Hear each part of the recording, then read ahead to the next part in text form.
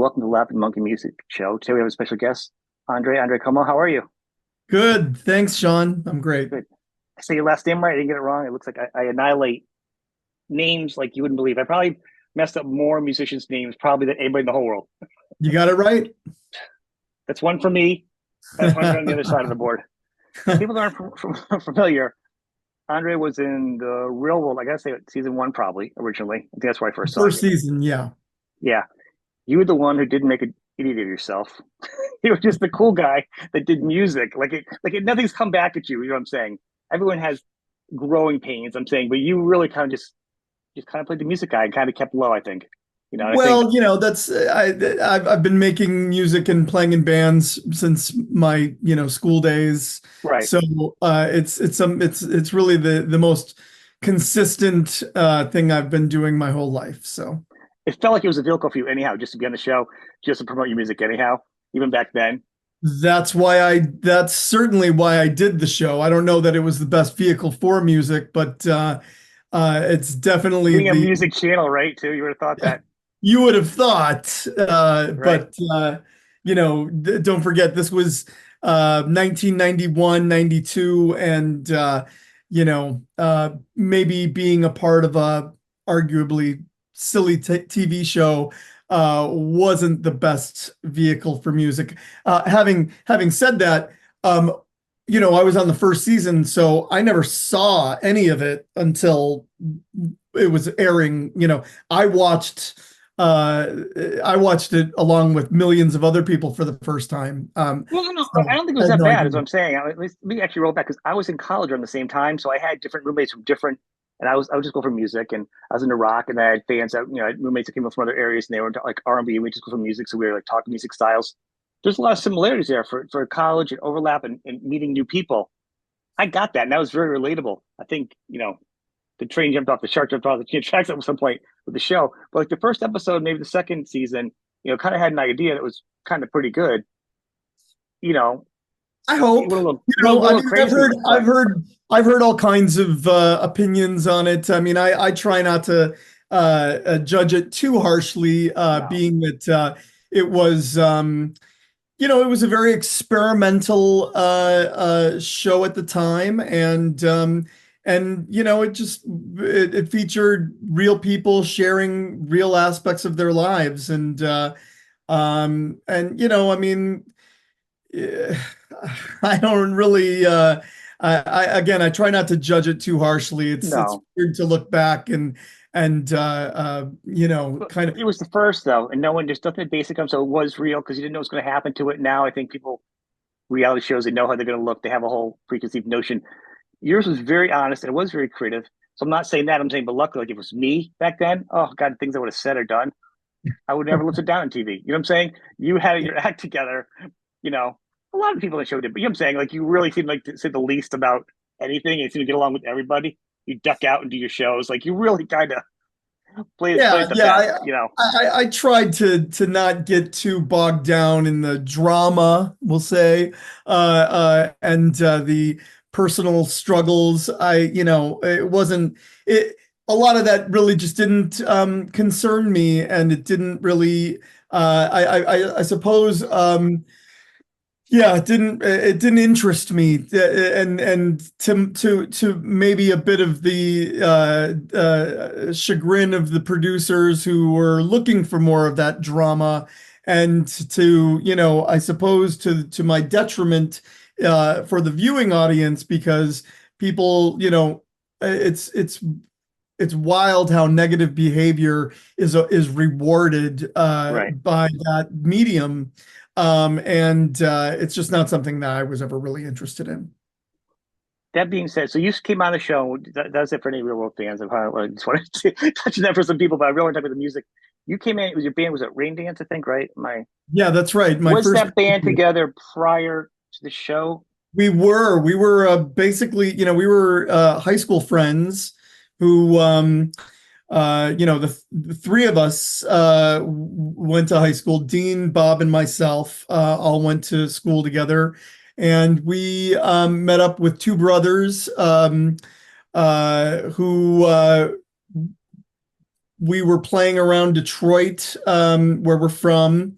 And we moved to the New York area Mhm. um, a year prior to me joining the cast of The Real World. So and we were, doing local gigs and showcases for labels and things like that before I was cast on the show.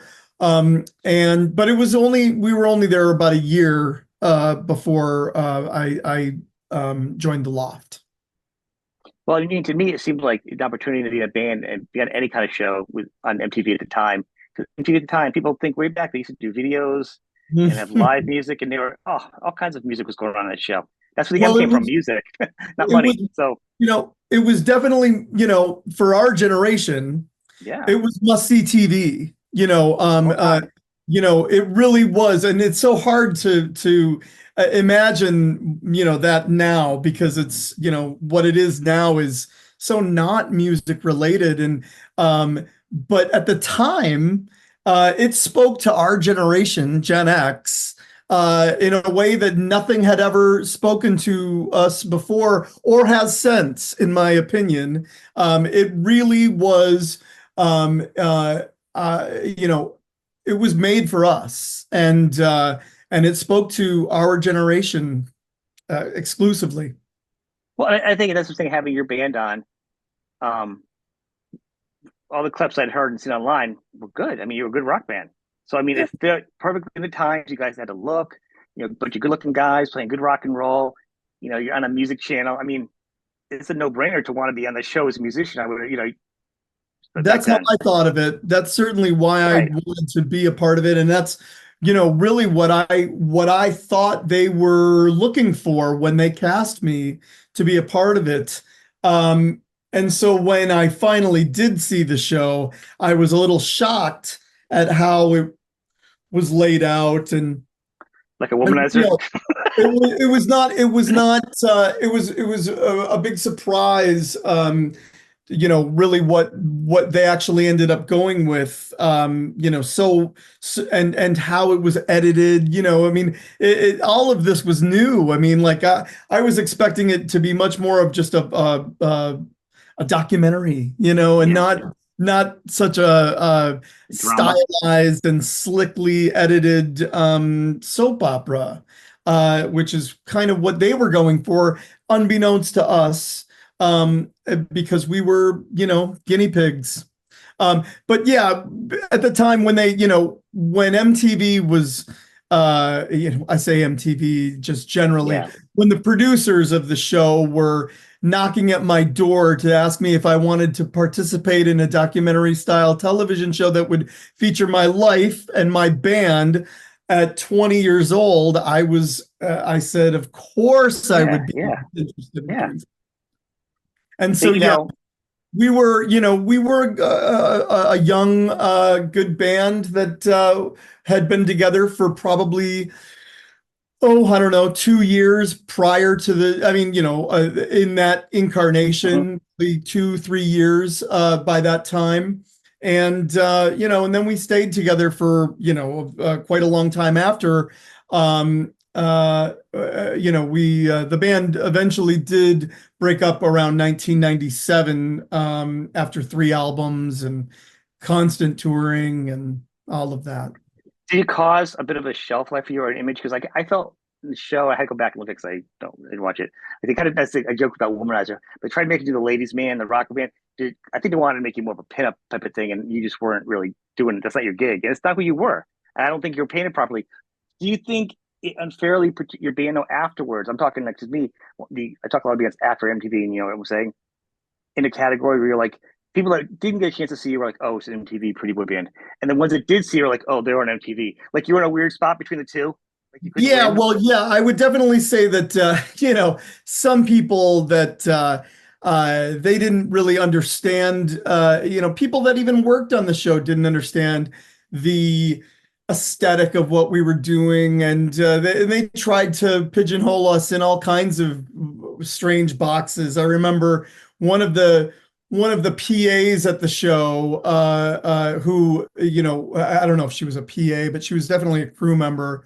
And she talked to the folks at Entertainment Weekly, and the only band that she could associate with us that were nothing like that we were nothing like them, but was like the hair sort of metal of the previous generation. I think she mentioned like the Nelson brothers or something Oh, like really? that. No. And it's like, I'm sorry, we're a Midwestern rock band who has a lot more to do, more in common with, bands like Soul Asylum or The Right. Replacement, or you know what I mean, like Midwestern rock What a than weird band to compare you to, because even them without their hair, the long hair, they didn't even sound like hair metal either, because they sounded like with their melodies, their lush melodies, like their family and their fathers, they didn't even sound like hair metal, like yeah, themselves. ridiculous association, ridiculous You guys were just a rock band, and I think and I always wondered about that if you kind of got shaken out, kind of raw and unfair, because well, we did, you were in a and weird at spot the with time, them. again, we were a Midwestern band, but I think that a lot of the, what was going out was the hair metal of the '80s, and what was coming in was the grunge of the Pacific Northwest, and we weren't that either. Um, and so, we were, definitely more, we were more country You could than have done uh, around Blind than Melonish. They could have grunge. slipped you on around Blind Melonish music. That I that would say they're a lot closer to Blind Melon or Soul Asylum or right, any, just because of the folky anything rock from the influence. Midwest. Yeah, I think so. I mean, I think you guys unfairly pigeonholed, and then so I don't know how it came across. I was like, oh, I wonder how Andre's doing. Following up the music, with the internet, and I'm a big music fan, obviously. And I tried doing a little bit of research back and forth and seeing, and so you've been obviously, and I love the fact you've been music your whole life. You follow through with it. You just gotta get it out of your system. It's like some kind of evil. You gotta get it out. You keep making music, keep creating it. You're a true artist. I mean, that really says a lot. So I've got a lot of respect for that. You're an artist. So congrats on that. You didn't just like say, "Oh, I didn't get it. I'm gonna walk away." And you know what I mean? You're like, I'm a Right, musician, right. and I'm gonna No, also it's do what other I things in do. life too. But I'm a musician no matter what I do. Yeah, So and yeah, that's why I wanted to have you on, because I have heard some of your other stuff, and you have a new album I'm going to promote. I want people to be aware and support music. I mean, that's what it all comes down to: is support, great. working musicians.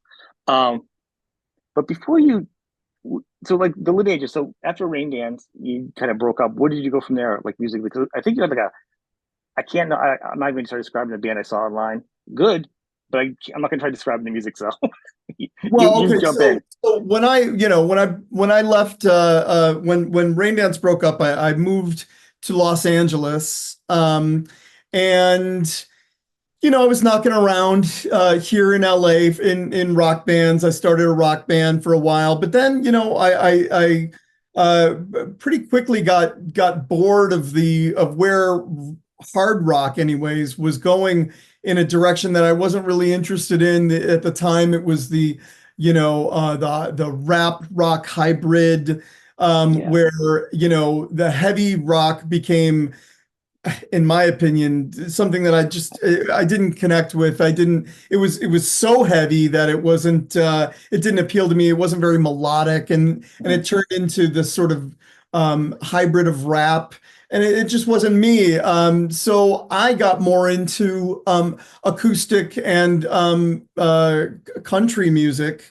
And started a folk band here for many years, that I was, playing mostly acoustic folk music. Now, some out here in LA, because I played banjo and I had a mandolin player, they would call it bluegrass. But of course, I know the difference.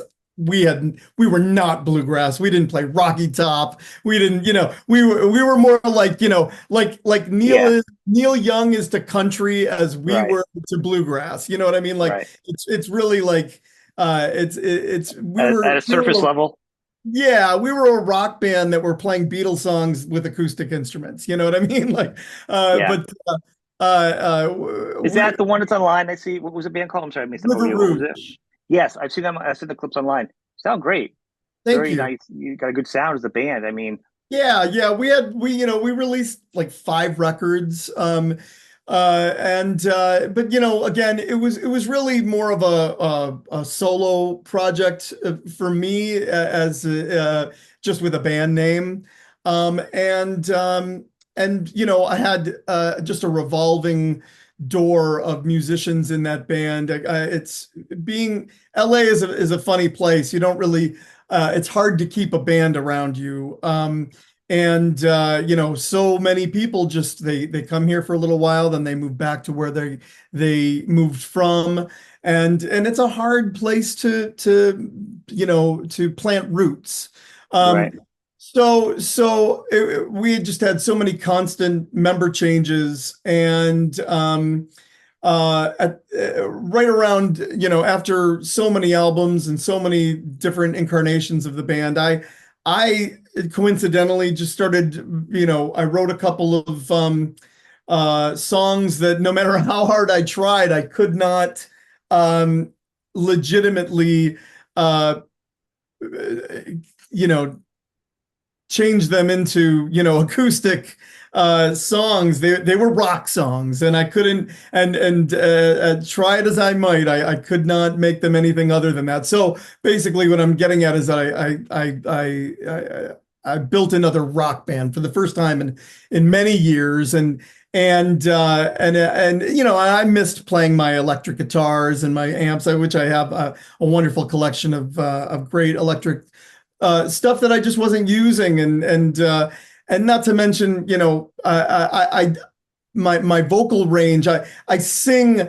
I have a pretty large vocal range, and doing the acoustic music, I was more singing in my lower sort of Right. Dylan-esque style of that, and I wasn't really using the pipes that I have, and so playing that the rock stuff really gave me a chance to rev up the engines and open it up a bit, and it got a great reaction. So we ended up, that rock band that I put together just for a couple of songs just ended up becoming the musical project that I put all of my efforts in for a couple of years, and then it got some attention with What band? What band was that? Was it just solo? Was it you it. solo, but the band I did. members? I ended up just putting it under my name as it's funny. Band names are weird, and Yeah.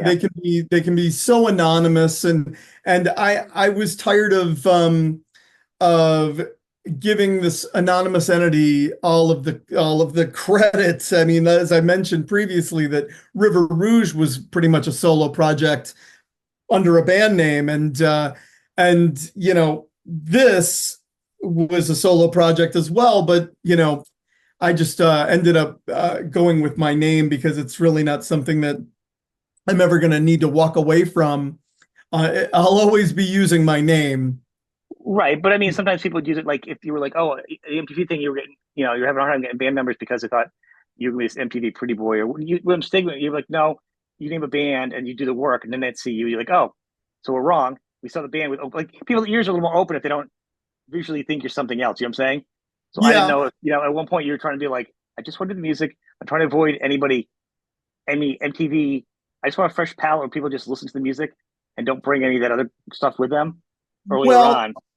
yeah. I mean, I've come to terms with all of that. I really, you know, I really don't care if people want to associate me with what I've done in the past. Oh, I I'm meant not like early on. Now we're all past it. We're all so old. But I meant like right right. away. I'm not ashamed of any of it. So whatever. I mean, like I can't change any of it. So I don't really have any deep regrets about that. But No, no, no, no. I meant just like what I'm saying. People, you fresh ears, just somebody coming in and giving you a fresh, non-judgmental thing. Whether it be music people, oh, that was the MTV guy. No, somebody who's not. You know what I mean? Just coming in from a musical point of view, not to be ashamed yeah. of it. Well, again, it really had more to do with just I wanted it to be something that undoubtedly, this is me, this is what I do, and this is, what I'm known for. So I definitely wanted to emphasize that. And that's so we released a record. We recorded the record in 2019, and had this record label, a sort of a hard rock staple, um, put it out. But of course, it was timing is everything, and we were slated for a May of 2020 album release, which of course was the dead in the middle of Yeah, COVID. yeah, right. So basically, we put it out, realized we couldn't tour to promote it, so I went right back into the studio and recorded a follow-up. So the first one was called Wrong Within, the second one was called Clean Break. Um, and we did that, the timing again wasn't so great because the record label, the aforementioned record label that we put out the first one on folded right at the release of the second one. So basically, Oh wow. I had to put the second one out myself, and went, we just kicked it around for a while. That both those records, and then when I started recording the new one that I just released last month, I kind of, I wanted to incorporate some of my more acoustic sides, and it's more of a mixture of my singer-songwritery material as well as the rock, and it really is a good representation of everything that I do and everything that I love. So finally, you're at the point now. Everything is just kind of together. It's all together. That's It's right. your whole your goulash of rock, where it's all together, which is kind of cool. I mean, Well, it's kind of like and a point. those are the albums that I love. I mean, in the 70s, Led Zeppelin, if you listen to Led Zeppelin 3, you would never go, wow, that's the, Yeah. the roots of heavy metal, because while there's a couple of I think Immigrant Song and Since I've Been Loving You, those two songs are blues and rock songs. The rest of it is just acoustic and very Oh yeah. rootsy. They go back to like Roy Harper, and they go Right. back way back, man, way Right. back. That's how, bands used to be able to, were given that sort of leeway way back when. And nowadays, they want everything to be just one note, one lane, that you need to stay in that one lane. And that's just not who I am. I have a very, varied interests and varied influences. And I want to be able to, play in, with all the paints, not just one color. I want to be able to, Yeah. that's just what I want to do, and I don't want to be pigeonholed into doing just one thing. So I don't. So this will be your third album. The same guys from the other two albums are playing with you too still, or Yes, yeah, yeah. I've expanded the band a bit, but yes, my root core band of Darren L. Pant on the drums and Gary Wicks on the bass. I've had now for the three records. Yeah. so at this point you actually could actually, because if you're doing all types of music, you could go back and dip into your entire catalog. You could do something from your Rain Dance Days. You could do a cover of your own stuff. You could dance into. I'm saying different versions. Because now, if you're in a band, you're in a band that can do anything. Is what I'm saying. It had to realize you Yeah, do. yeah, I could. I don't play any Rain Dance material, as Rain Dance was Not that more you of, would, but just got to be. You yeah, can do whatever you want now. I could, and certainly, yeah, but I like to keep it to, Yeah. what is essentially my stuff. Okay. Breakdance was Fair. definitely more of a band, and those guys were, they were songwriters themselves. Okay. These are all my songs, so this is Well, really, yeah. what I like to focus on is just my material. So, how much playing are you getting to do out? Like, has it changed a lot? I mean, COVID obviously changed it, but prior to that, and then since then, because you're in LA, what's the scene like now? Because Oh, when it's I tough. talk to you, it's gotten really weird now. It Playing is for a lot of bands. strange.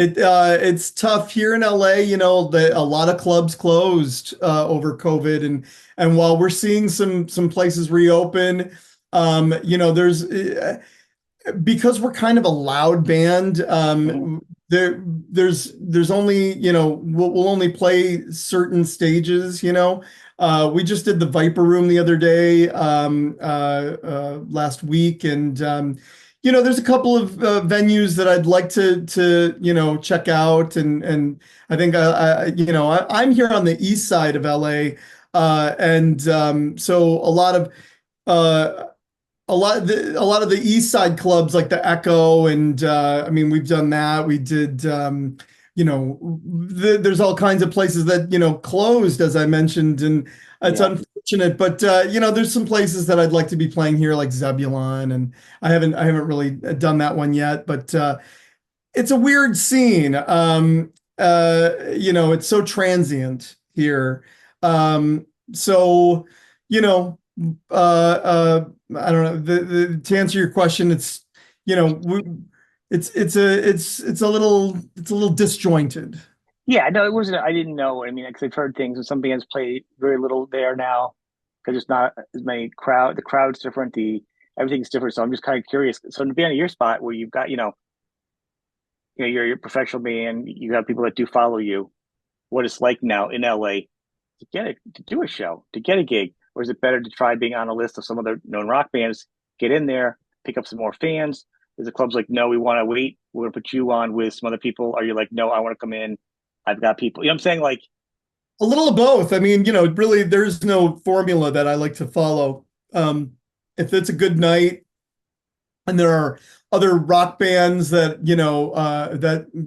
I work with certain promoters here, and these are people that I've worked with before, and they know what I do, so they're conscious about putting like-minded bands together, and we'll also, I have friends that are in bands, so we try to do a special night where we can sort of you know introduce new fans and old friends and that kind of thing. So we do try to put together sort of a package, I suppose. But then there are times where if we're doing like an acoustic show, I might play oh, I don't know. Like I used to do like all kinds of acoustic. I did a lot more in the past, I suppose, but I've been getting more into that because my guys are really versatile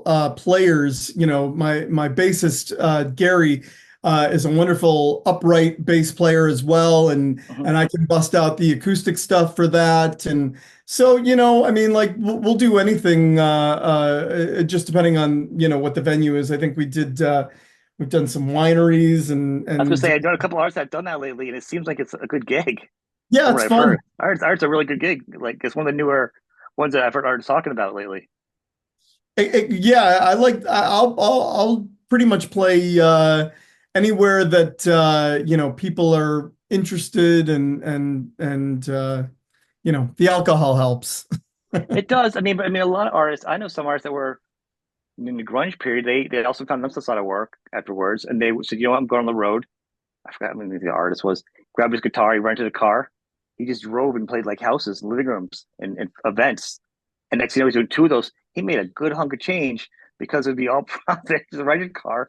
He would just go he goes to his comfort level and his singing, just playing acoustic. It was almost like it was like going like rock and roll school. Like it really got him going. You know what I Well, mean? that's great. That's a lonely existence. I don't know that I'd I be mean, it all wasn't forever. I mean, he did like a month. He got to make money. He got bills. He got to pay. He got a wife. He got kids. Also, right. the band's not doing it. He's still a core audience. He kind of moved with it, and a few artists have done that. So I'm saying now that we're past all that, I think a lot of artists are still being able to do other things. Like casinos and boats are doing things. They're supporting rock a little bit more now, special Yeah, packages and or type of rock music, which wasn't before. You know, agreed. um, Agreed. I mean, I know I've heard that LA is really kind of taking a hit, and for music, they used to be the mecca, but it's not so much now. Now I think it was leaning towards either Nashville or Vegas, so we'll see how long that lasts. You know, Yeah, yeah. everything has a Well, shelf life. We've also done some road stuff, Texas and Arizona. So I'm always up for the quick road trip as well.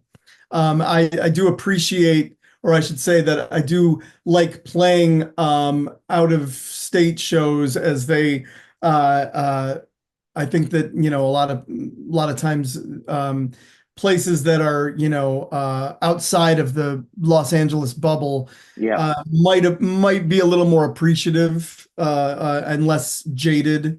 So that's always a great thing as well. Now you actually, I've heard this right. You actually work in the music field too yourself. You're 9 to 5 also, or is it nine to Yeah, five? yeah. I work in music publishing. I run the creative department at a music publisher here in LA. I do their film and TV. Which is a pretty sweet gig to end up doing that. Yeah, well, it's definitely something that I got into in the early 2000s, working for and with music supervisors. And it's one of the only stable facets of our business left. I mean, touring is still where musicians make the bulk of their money, but on the business side, you know, um, this is where people still get recognized, and the value of music is still strong in the publishing and placement areas of music, which is, really what I do. Which is, I mean, it's nice to see because a lot of people when it came, they all kind of their lives got upheaval. So it's nice Mm. to hear somebody that kind of was able to just assimilate and find a successful career and still be able to do what they wanted to do musically and keep Yeah, going and keep well, playing, which is a it's hard thing. funny. I haven't seen that much. It's funny that when we got our first publishing deal with Warner Chappell, our lawyer did a very smart thing and something that became very valuable to me. Um, what our lawyer did was insist that we read chapters, X through Z of what is, generally considered the music business Bible, Donald Passman's book, All You Need to Know About the Music Business. Right. Yeah. And it really did give me an understanding of how the business works, the nuts and bolts. It really should be recommended reading to anyone getting involved in music, because it's really kind of a mystery how an artist gets paid, and how songs are credited, and how that all works. It's all especially for the sort of role players in music. It can be very tricky and very dicey, and they may feel like they're, and I'll be perfectly frank, it's not terribly fair. That the songwriter gets everything, and it's up to them to sort of parse out who gets what, and unless, of course, there's a written agreement between the band Right. members, which I recommend, especially when there's money involved already coming in, or if there's a promise of money. It's good to have something in place, some kind of agreement between your band members, because once the money gets involved, everything changes a little bit, and people become very greedy, greedy with credit, greedy with money. And so it can be very difficult. And um, so anyways, when I learned a bit about the business, it definitely gave me a better understanding of and certainly working. I got a job with a independent music publisher here in LA called Bug Music. At the time, they were probably the largest independent music publisher in the world. And what a catalog! They had just amazing stuff. And I worked in the creative department there, pitching music for film, television, advertising, and so on. And that really did give me the sort of understanding of how artists make money nowadays. And really that's how you break a band. Back back when I was, when we were coming up, I remember that would be considered selling out, having a Oh, song associated with a major brand, or I remember a movie soundtrack, Kurt Cobain wore a t-shirt on the cover of Rolling Stone that said, corporate corporate, music, yeah. still Oh yeah, you're sucks. wearing it's still, It's like, but you're wearing it on a corporate thing, so it mooted the point yeah, totally anyhow. the hypocrisy was off the charts there. But I think that it's funny that now, I mean, like that's what people hope to do, is to sell out. And I don't really I think don't of it even as think people sell, understand anymore because what to do. it's not like you're creating that music to sell out. If someone wants to use your music and sort of um reward you, if either financially or with, some sort of recognition, then great. You're just doing what you do, and it's getting, promoted and I agree. associated with a much larger thing that, exposes you to a much larger audience. Well, that's considered, and nowadays that's success. That's not selling out. Well, I And mean, you're getting paid for what you do. I mean, if you have yeah, to, I mean, no one else gets up every day and does something and doesn't get paid for it. Like, and then a fan will get mad at you because of that. I'm like, well, you pay for their house, their things, and they can be your private band. right. That's insane. Or the other argument here is the one hit wonder. I'm like, man, to have one hit that everybody knows that touched them in such a way, that's not a bad thing to say one hit wonder. You did one thing that touched the world. Yeah, What have you done that's one thing in your life that's touched the world? Nothing. that's right. So the connotations of making music negative, or if a band gets on a soundtrack or something or whatever. I went to college around the same time, so I went to school for music and recording. So I learned it was all like analog recording and shooting video and doing video projects. But we also had music business classes. Oh, And I remember okay. the first class that came in, teacher came in, the first thing he says is, really how radio works a lot of times, the bigger deals is you come in, you got money and you got cocaine. Yeah. And he talks about payola. That's the first thing we talked about because it was a lot Yeah, different back then. And the charts, suitcases of this, of drugs or money and this and that. So some of the bands were maneuvered that way, and flip flops of bands and everything else. It's changed a lot now, but that's the music industry's never been a good playing field for anybody for like talent, you that's know? right. It's not merit based. It's never, I No, shouldn't say, it's not always merit based. And right. it's not all, and there are tons of examples of great bands, great artists that didn't succeed because their labels didn't either play ball or didn't promote them in a way that would have helped facilitate their success. So yeah, I mean, it's not always and it's really, I hate to hear these successes go, well, the cream always rises to the top, because that's No, not the case. no. And just because that happened for you, I'm happy that that happened for you, but that's not always how it goes. And I think it's a very privileged point of view to say that.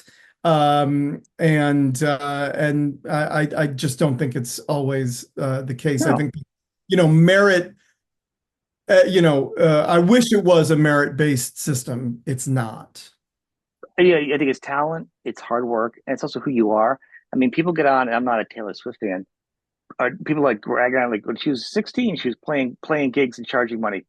Who else was 16 hustling? Good for her. This is a Good woman for that's her. worked all her whole life. Now, I don't really know all of her music or whatever, but I'm saying that.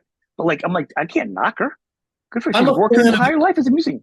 I'm a I had fan her of back. anyone who Right. busts their ass and Exactly. succeeds That's how I feel. in this But I, very difficult field, a very competitive field. And if you succeed, and it doesn't matter if it fits my aesthetic, or if I like it, if it moves me. I mean, what I like is so narrow. I mean, like right.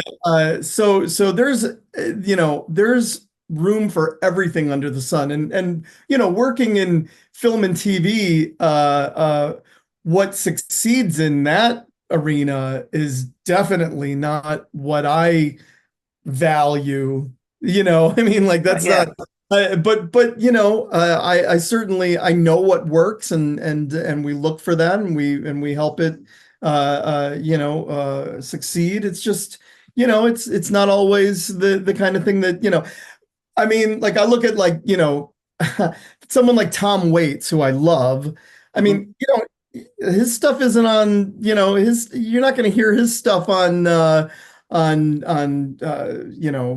soundtracks or a lot Not unless of it's a cool soundtrack or it's on a cool movie. but even that though, it's like it's a sound that, it's not it's abrasive and it's not the kind of thing that can just be in the background, pleasantly while people Yeah, kibitz. I mean, like it's more of a focal point, and those are a lot of the things that I like are not so in tune with, just being the pleasant background of something. I don't think that, I don't really think that's what I do is something that can be just in the background. I am a focal point. I'm not, the sort of the backdrop. right. Well, and that's what led me to you. I mean, because I'm not a big fan of like what's just popular, cool.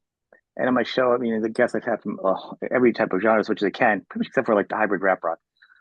But and I'm not going to say I'm a huge fan of every artist by any means, but I like a lot of the artists, and I like the person, and I like the hard work, what's behind them, and the work ethic, and I want to show whether it could be, but that the episode shows 10 people on YouTube and thousands on Spotify or iTunes, or I don't know. I've actually lost control of the podcasting. People copy your podcast on other podcasts, no, not Yeah. on a podcast, but like Podbean, and then like another pod streaming site picks it up. I'm like, I didn't even sign up for those. Anyway, point is, if anybody hears the artist I have on, I think I want to get recognition. That's just a win. There's no money in it for me. There's no nothing. I have nothing except for I want people that just work hard at music and are true to themselves. You have Yeah. Taylor Swift is a pop icon. She likes pop music. She's doing what she wants to do. Well, I can't imagine, and I can't slide her for that. So if and that's the point of like, I want to talk to you. You're a rocker from the heart, always. And, well, I'm saying when I say rock, I just mean like music. I think Tom Waits is kind of rock. I like a lot of things. Rock is to me is an attitude of just kind of just doing what you want to do and putting it out there and putting a guitar and writing songs, like Yeah. softer rock, whatever. This is the point here is to this is like and the songs they have heard. And I love the fact that you were you've been eclectic in different types of music and different styles. You've been a musician the whole way through. You know, Well, I grew up in music. My mom and her seven brothers and sisters were in a band on Capitol Records. They were sort of a family-based band. That I grew up on tour. With them, and all my aunts and uncles. They were all musicians, and doing this sort of. I mean, it wasn't definitely not. And not the kind of style of music that I do, but right? that was, they were opening up for, artists like Doris Day and artists, like Robert Goulet, and those were some of the my earliest memories being That's pretty cool, actually.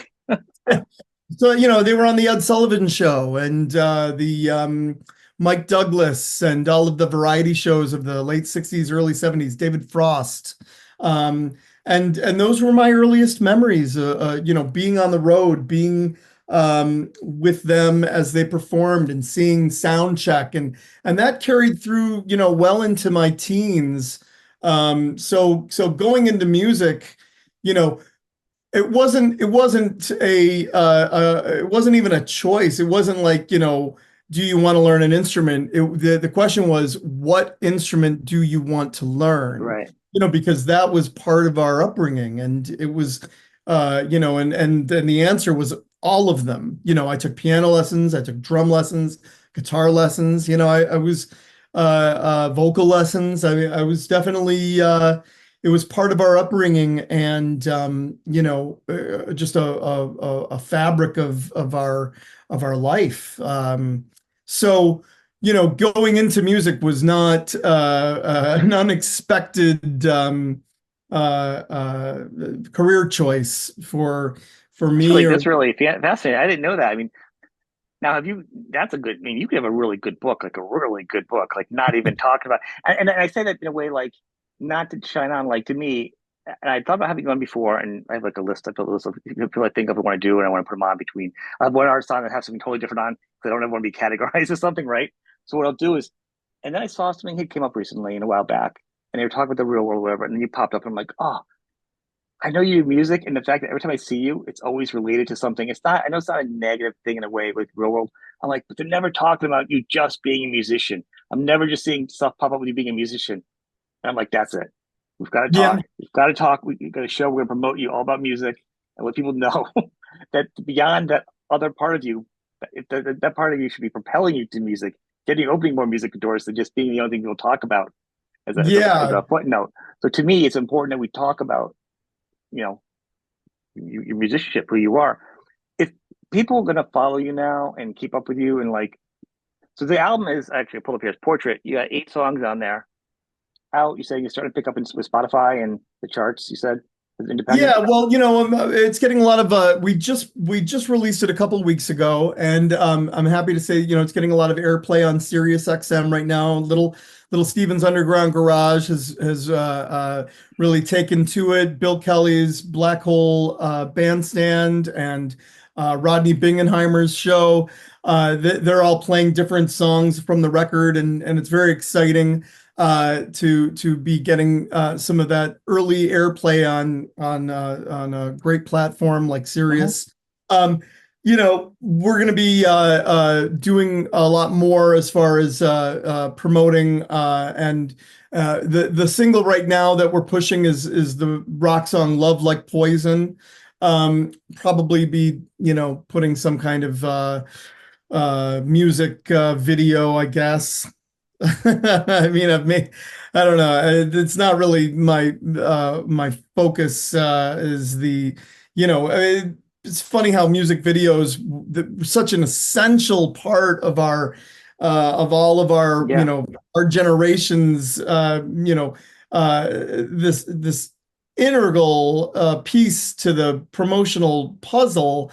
And now they're a footnote, now, where are these things even being viewed? I mean, you might see a clip of it on TikTok or on FaceTime or something, but Yeah. watches the whole damn thing, and they watch like 15 seconds of it on socials.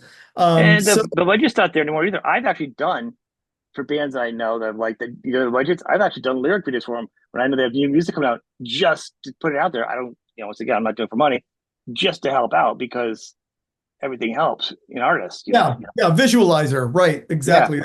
That's what I got to look into, making some visualizers for the. Yeah. You can see my dog back here. She's walking around. There she is. Come here, Oh, baby. she's all well behaved. See, I can't. That's I can't Bunny. have my dog around me when I do it. He's a crazy man. He just jumps and he attacks. So he's a puppy. So dogs are the Um, best. yeah. Yeah, it's an important part, and you were bringing up my YouTube page. It's definitely something that I need to spend a little more time promoting the visual aspect of it as someone that has the It could television. use a little bit of a touch up. A little. It could use a hug. It could use a hug. So Uh, people, I'm actually gonna put the link to his YouTube channel on here. So head over there and subscribe to him. And he promises to put more stuff on there. Put the album tracks on there. You put the albums on there by singles on there. Once you hit 1,000 subscribers, you can apply for it, and then YouTube will pay you for getting commercials on there. But if your music, you're gonna get your music credit anyhow because you're publishing it. So anybody that streams your music on YouTube is going to come back to you anyhow.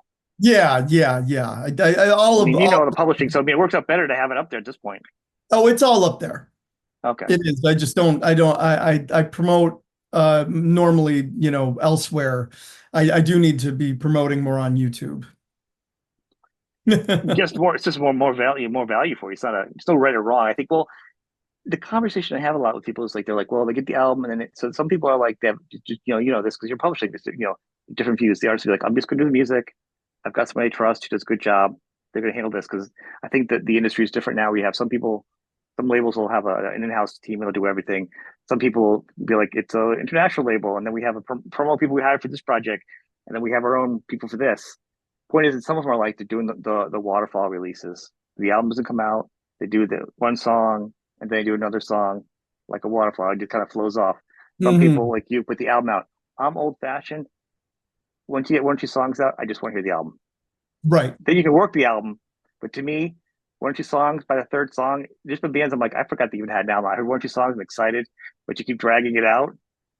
I'm like, oh, like it just, It's interesting. Yeah, the way that, I remember, way back when, people used to, trickle things out a little bit. You put right. out a song and then another song and then another, maybe and even another song before you put the album out. And nowadays, I don't know that that's even a thing anymore, or if it is, it's definitely not the only way because all kinds of people are now just, hey, I'm Beyonce. I'm releasing a new record tomorrow. Yep. Surprise, and the whole record just comes out. Bam. I think Jack White did something similar recently. He just put out Yep. a record, all at once. Just, and that's and when I I think it works the big ones to prevent them from getting ripped off from all this leaking. I think that's how that helps them. when my record was done, this new one, Portrait, uh, I, somebody, I had some folks saying, well, do you want to trickle out a single? And I was just, I just was anxious. I wanted it just out, because I had been, tinkering with it. It took what seemed to me to be forever to get it mixed and mastered. And I felt like I wanted it out and I didn't want to wait anymore. I got a little impatient and I just put it out, but I have no regrets, about putting out the whole record. When it was done, it was done. And I didn't feel a need to sort of, parse it out with breadcrumbs and little, Well, I don't think there's a wrong way to do it. The only time I think it's hard is, and it's not even a notch to this, there's a couple international rock labels that do it, and they'll go hard and fast for like a month or two when the album's released, and you may know who they are. And then when it's done, they move on, and the shelf life of the album is gone. well, right, right. And You I doing it didn't like this want as that. independent, you just keep releasing visualizers every couple of months. You kind of keep it going. You can keep it going. My point is, if you have a big label doing it and that's their goal, they're going to do it and they're going to just and because they move Yeah, on. That's where the profit margin is. But as an independent, you've got so much more freedom to kind of really work it to your schedule. correct. That's how I saw it as well. And who's your audience? Does your audience want to hear one or two songs? They're going to lose interest, or do Right. they want to hear the whole album and then be like, "I heard the album. You play in 3 months. I've heard the whole album. I know all the songs coming up. I like that. I like to Mhm. know that a lot of the music I'm going to see to really hear it live is even more fun, especially on new music. And I'll be honest with you, I think this album more than any other that I've done recently, it's got some legs, and I think that there's a lot of depth to this record, and I foresee it. I foresee me working this record, at least for another, for well, I don't want to make a prediction on time, but for the foreseeable future, um, because I definitely want to mine it for everything there is, and I think that there's quite a bit there. I think you should. You should. And the other thing is, I think if you had the interest, and I think if a fan doesn't see an artist working the album, not just something new, they're like, if you're not really into it, you're already moving on.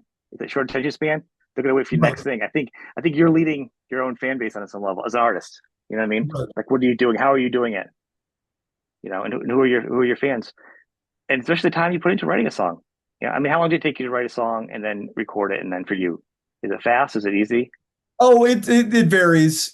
Some songs, I've written a song in an hour and I've written a song over, a month's time or whatever. It really, there is no formula to it. It can all come in a pristine rush, or it can reveal itself slowly.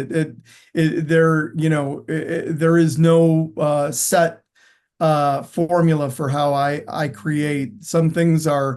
Are some things, as I say, reveal themselves slowly to you, where you'll come up with an idea. And conversely, there's also no there's no set way that, sometimes I'll think of the lyric or a title Hmm. or a line of the song first, or maybe a guitar riff that starts it off, and then the riff births a chord progression that then becomes sort of an instrumental, which then I turn into which I, create a melody for. There's no set formula for that. It can be any number of ways. I've written so many songs that like it runs the gamut of how, a Right. song is completed can be any number of ways. It's very interesting. I love that question because it's one of the few questions I ask that's probably more stock to interviewers to begin with. But to me, it always has such an interesting answer because like I've talked to so many hundreds of musicians, all different types of genres, and it's always so different. You know what I mean? Like I just talked to Michael Sweet from Striper. Mhm. He wrote an album and recorded, have it roughed out and demoed out and everything for the band, 2 weeks, 11, 10, 11 tracks. Every album he does that like now. I go, do you ever Wow. get tied up? Do you get overwhelmed? He's like, nope. I go, what about, nope. He can get it in, boom, boom, boom. He's a vocal, everything, guitar solos. Like, I'm like, it's bananas. I said, there's only one person. And to me, I think the way you do it makes way sense because I hear that a lot more. And I said, like, or Ian Anderson from Death Row when he was talking about recording his 2 albums ago, he says, I was kind of upset. He says, I went to record the album. I said I was going to do it this date, January, whatever. So then, like the following year, he planned on it. At this date, I'd be in the studio on Monday, 10 o'clock, whatever. I thought he was joking. He's very precise, man. He was upset because he started an hour late because he has a schedule. Oh, He literally wow. was That's still upset. very rigid. He was very That's so still upset. rigid. He's like, yeah, because I started at 11 o'clock. I thought he was laughing. I thought he pulled my leg. I said, I think you can kind of it worked out well. I think you can kind of let yourself go in that one a little bit. Yeah, So to no, me, I, it's I so like intense. I like to keep it very open, and Right. I don't have I certainly don't limit myself to any of that sort of rigid scheduling for I don't believe No, I creativity. didn't think you did, but I'm saying that's a far end. I've heard. I couldn't believe that. I was like, Oh, really? I'm not yeah, and I'm not knocking it. It just doesn't No. work for me. It's Someday uh works for very few people it works for. That's what I'm saying. yeah. Well, it's amazing. Like those guys in Nashville, like they can bust out songs like bingo, and it's like they're going to work, like Yeah. the 9 a.m. and they're in there co-writing with their people, and it's kind of like the Brill building kind of story songwriting of the past. It's just not how I do it. I'm very much more free form about my creativity, and sometimes I write in the morning, sometimes I write at night. It's whenever the inspiration hits, But and what and about you know, self-editing though? Like that's what about self-editing? well, that was one thing that you were saying, you were giving the example of the artist that wrote and recorded everything within 2 weeks. Yeah. Honestly, that to me is very scary because I like to reflect a little bit more than I don't think that I would be given enough time to sort of step back and sort of like recognize what Which is the is point I was trying to bring that point to him too, but he's like he's I don't know, Striper's done like I don't know 11, 16 albums. They've been doing it for 40 years. He's like a right. I goes, I know how to write a good song. I know what I like. I know how good I am. I know where I'm at. Like he knows himself like a machine. And I think if an artist can know themselves that well and just perform, that's awesome. I'm like, what about like looking back or self-editing or like how do you know when? To me, I'm like, because an artist, a musician, you write books or paint, whatever. The hard part is cutting. When's it done to walk away? right. He has no problem with that cut off. Like, Well, I definitely know not to stay too long, but I would not say that, I could never uh, uh, I could never look at something quite so quickly, and I need to have a little more distance from it to be able to judge it objectively, a little more clear. I think that wouldn't give me enough time to be able to give it any sort of objectivity personally. I agree. I mean, I've heard the music. I mean, the music's tight. I'm saying to me, just hearing and thinking about gives me anxiety just thinking about him. Like 2 weeks ago, don't you ever get the calls? I'm like, I'm thinking I'm gonna get anxious thinking about him having a deadline because the band's gonna be there in 2 weeks. Like everything's all set up. You know what I mean? You know Yeah. the whole machine works, and he's like, I don't even have the songs written yet. I'm like, oh, I'm gonna have an anxiety attack just thinking about it. But Yeah. for him, Yeah. and the other point is like if you walk away, you're like you're paying, you're like, oh, it's gonna come back. It needs a little bit here, a little bit here, a little bit here. Next thing you know, it's just not the same thing anymore. At Right. that point, but more people kind of work the way you do, more looser, less when it comes different. There's no format. It's just they create when they Right. create. They have a guitar in every room or an instrument, a pad of paper. They sing into their phone, to the notes part or whatever. That's really how songwriting still is happening mostly, I think. Yeah, totally. I definitely I don't put any sort of timeline on the creative process. It's very open, very free, I try to keep all that wide open, and that's probably how I'll always do it. Well, you doing it that way is better for my anxiety of you writing. So I want to thank you because hearing that last week, I was like, oh, Yeah. it was a Yeah, lot for me. I'm like, definitely. I don't want to be negative and punch any holes in it. I'm like, really, but what about? And not just put my own stuff on him now. I'm like, well, what about? Because I've talked Very to so many stressful. people. I've heard anybody say, "Yeah, I can do it in 2 weeks." I don't think I've ever heard anybody like be that scheduled all the time. Sometimes you go, "Yeah, it went quick. We did it in a few things. It's our first album. We knew it already. We're 11, Right, 12, right. 16 albums in, and you're just scheduling it before it's even done. You're like, oh my god." Uh, So when somebody writes to their muse and what's going on, it goes faster, it comes less. Sometimes a song kicks around for 5, 10 years. Like there's none of that happening in this band. But for an artist like you, you're like, yeah, I did this, and then came back later on, or you know what I mean. That to me Right. feels like that's the kind of songwriting I grew up around when I was in bands and I was doing something. It just feels like it was just kind of you just can't keep working at. You know what I mean? Or what I'm saying? Well, right. It's a I would like process. I would liken it to painting or even like, polishing a stone and like, you work on it until it's done. And then, and then you walk away from it. And when you I mean, I'm pretty good about like I never I don't allow myself to overwork something. Okay. I know when it's done, and that's I mean, like I said earlier, sometimes that can be real fast, and then sometimes it's more of a longer process. It's just every song's different. Yeah. I'm excited you have this album out. I'm gonna pop it on, listen to it afterwards. I've liked it for before. So where can people go? Check you out, keep up with you, shows. You get your music video out, send it to me. I'll put it up on my stuff too. I'll share it with my socials to help so people know. But where can people go to kind of start following you? Well, it's all over, everywhere you buy music nowadays. It's at all the streamers, Spotify, Apple Music, and iTunes, and All right. all those places. We are getting it into the, record stores slowly but surely. I'm printing up vinyl, as that's really, it's funny that, some days I get asked, you guys gonna make CDs? And I'm like, I don't even own a CD player. I mean, I have one I in have one for my computer to plug in for discs that I have to do stuff with. right. My MacBook, what I'm on right now, Yeah. has no CD drive anymore. Yeah. Like Mine doesn't it, either. it's a shame because I do love the CD.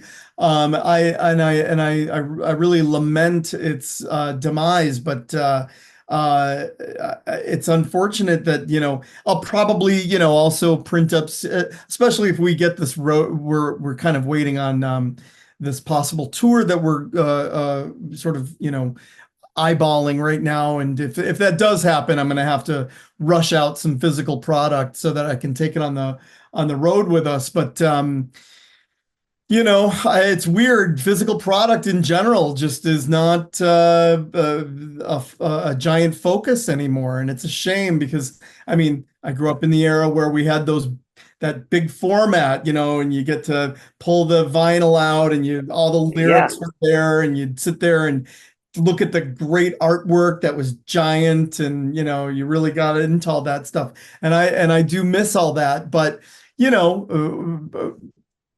Being an independent, a true independent, having to, foot all of that budget, vinyl's expensive. You know what I You have mean? to like make like they even make like 1,000 before they'll even cut you a deal or something at this point because it's It's so popular now. It's like crazy. it's pretty It's like, crazy. yeah, Yeah. Yeah. and the So profit it's rough if unless you're a big artist right, for vinyl. right. So it's a challenge, but we'll definitely have some physical product, especially if we're on the road. And in the meantime, you can hear us on Sirius XM radio on the Underground Garage and different channels on Sirius, as well as all of the streamers. And What about following you as a band now? That was my kind of my main question with that one.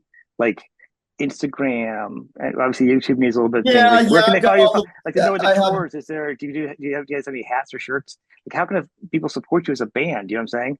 Right. Yeah. A home I place. have all of the socials, Facebook, Instagram, Twitter, all of that, all of that junk, that toxic, It is. I know. it's so awful. But, If I didn't have a show, I wouldn't even be on any of them. I would be it's, totally like, I'd be in the woods, like with like a shed, like the Unabomber. I would be talking to anybody, you know. it's a pretty toxic place. All of those those, social media, But you platforms. have to have some place to post your tours. Fans That's have to know right. when you're supposed to be updated. And so that's for And me, it's kind of a challenge to be like, all right, for an artist like you, how can we encourage people to know if you're going to go on tour? How can we, you know what I mean? Help yeah, us, help you you. can Yeah. find me up there on, Andre Comeau music, and that's another reason I wanted to use my own name is that, with the social media aspect, it's just me, you know what I mean? And it'll always be me. Even if I'm just doing solo shows, you'll be able to find me on through my socials and it'll always be just Andre Como music. And that's where you can find me on Instagram, Facebook, and all of those All right. places. I will put those underneath for people, your Instagram and your Facebook, so people can go there and follow you there. And hopefully you'll post some information for them, Oh, you and know? we put live, I just, like I said, we played the Viper about 5 nights Yep. ago, and I got videos for the entire show. I'm going to be posting those in the coming days and weeks. And as well as, making some music videos and visualizers and lyric videos for the new album as well. Good. I'm glad to see that. I want to thank you for being on the show. I hope people see you, as who you are, the musician that you are, and you happen to do something else. So it's on TV once that somebody knew who you were, you know, I appreciate you reaching you know, out, and it's been a pleasure.